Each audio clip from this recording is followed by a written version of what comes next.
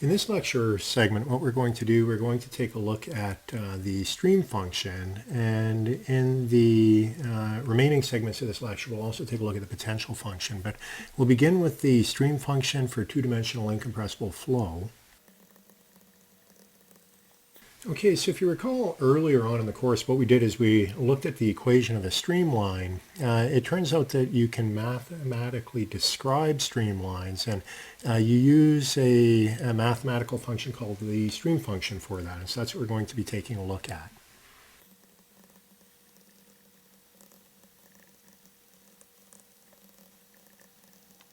So our stream function, we give it the symbol psi, and that's very common in fluid mechanics. And we're looking at a two-dimensional incompressible stream function for this lecture segment.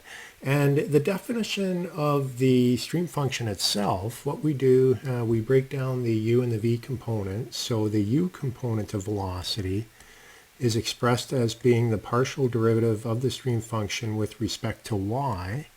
And the v component is the partial derivative of the stream function with respect to x, but it's the negative of that. So it's minus partial psi partial x. And here psi is our stream function.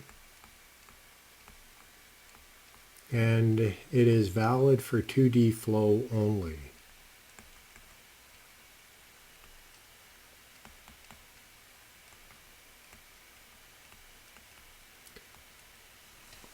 So the place where we're going to begin with the continuity equation, and we'll check and see if the stream function satisfies that.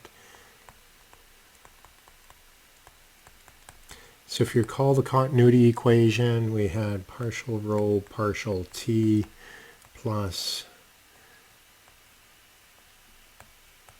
del dot rho v, and here what we're dealing with is we're dealing with a two-dimensional incompressible, and given that it's incompressible, the density is not going to change, and then that will also disappear from there.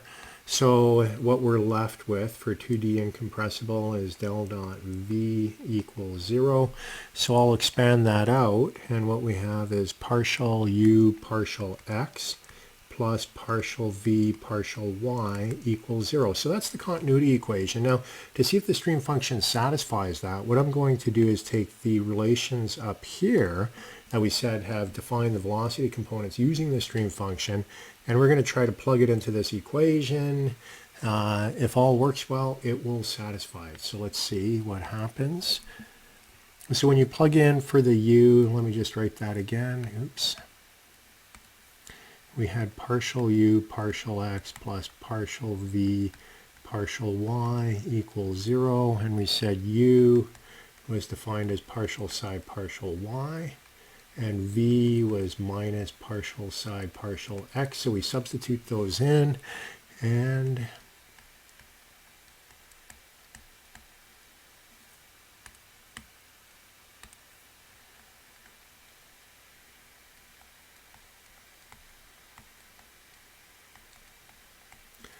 we see we get this for continuity, and we get 0 equals 0. Therefore, the stream function satisfies continuity.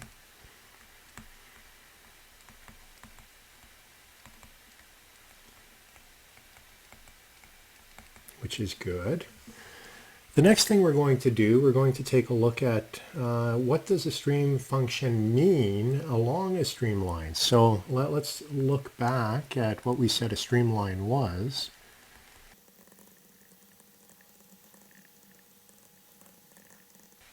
And so if you recall, what we said that a streamline was a line that is always tangential to the local velocity vector.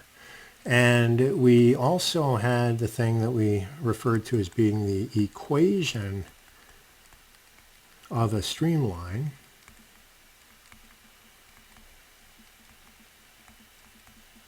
So what I'm going to do is I am going to assume that we have some differential element. It's a vector of length, and we're going to say, and it's going to be dr. And we say if it's an element tangent to the streamline,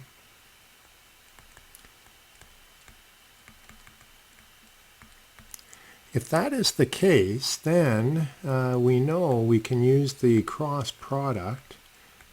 And if we do v cross dr, that would mean that the dr needs to be tangential. And so if it is tangential and we're crossing it with the velocity vector v, that would imply that that would equal to 0. And so let's see what happens when we plug in values.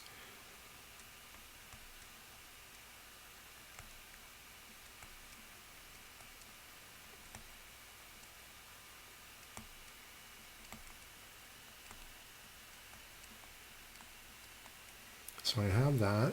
And now we're doing the cross product. And remember the cross product, if you go back and review the vector operators, it results in a vector that is perpendicular to the two vectors being crossed. So if we have an I and a j component, then that will take us into the k. So we have k, and then evaluating the cross product, we get u dy minus v dx. And we're saying that that along the streamline is going to be equal to 0, assuming that this dr is along the streamline. Therefore, what we can write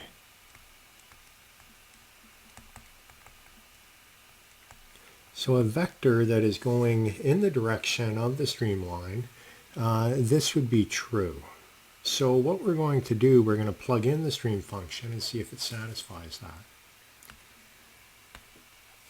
So plugging in the values,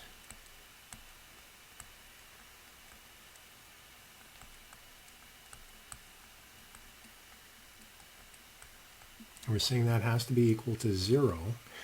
But when we look at this, what is this? This is nothing but the total derivative of the stream function. So d psi is going to be equal to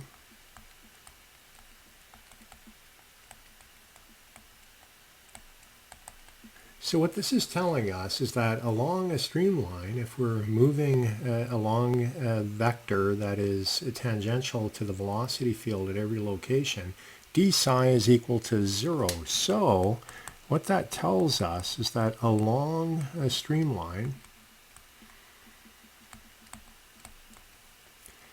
the derivative of the stream function is equal to 0, or psi is equal to a constant.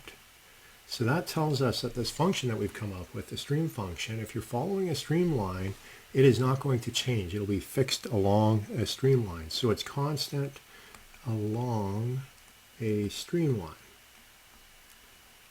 So what does that mean? That means if you have this being your streamline, and psi will be equal to constant here, and if you keep following that streamline, psi is the same constant.